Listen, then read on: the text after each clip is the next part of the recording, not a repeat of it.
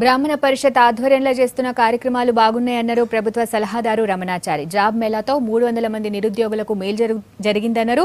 బ్రాహ్మణ పరిషత్ కోసం ప్రత్యేకంగా వెబ్సైట్ స్టార్ట్ చేస్తామని చెప్పిండ్రు రమణాచారి. బ్రాహ్మణుల సమస్యలు, సంక్షేమ పథకాలు, సర్కార్ సాయం ఇలా సమగ్ర సమాచారం వెబ్సైట్లో ఉంటుందని చెప్పిండ్రు.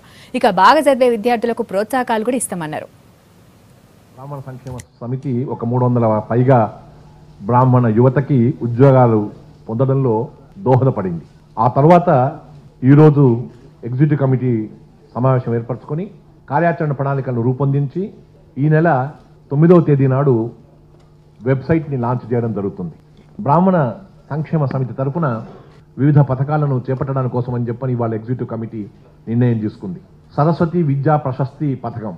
సరస్వతి విద్యా ప్రశస్తి పథకం అనేటువంటి దాని కింద 10వ తరగతి దానితో సమానమైనటువంటి స్థితిలో ఉండేటువంటి పరీక్షలలో ఎవరైతే తమ ఇన్స్టిట్యూషన్లో టాపర్గా ఉంటారో వారికి 7,500 రూపాయలు, ఇంటర్మీడియట్లో టాపర్గా ఉండేటువంటి విద్యార్థికి 10,000 రూపాయలు, అలాగే డిగ్రీ స్థాయిలో ఉండేటువంటి వాళ్ళకి వారు చదువుకున్నటువంటి ఇన్స్టిట్యూషన్లో టాపర్గా ఉండేటువంటి వారికి 15,000 రూపాయలు, పోస్ట్ గ్రాడ్యుయేట్ స్థాయిలో ఉండేటువంటి వారికి టాపర్గా ఉండేటువంటి వారికి 20,000 రూపాయలు వారి ప్రతిభకి టాపర్గా ఉన్నందుకు ఇవ్వబడేటువంటి పురస్కారం.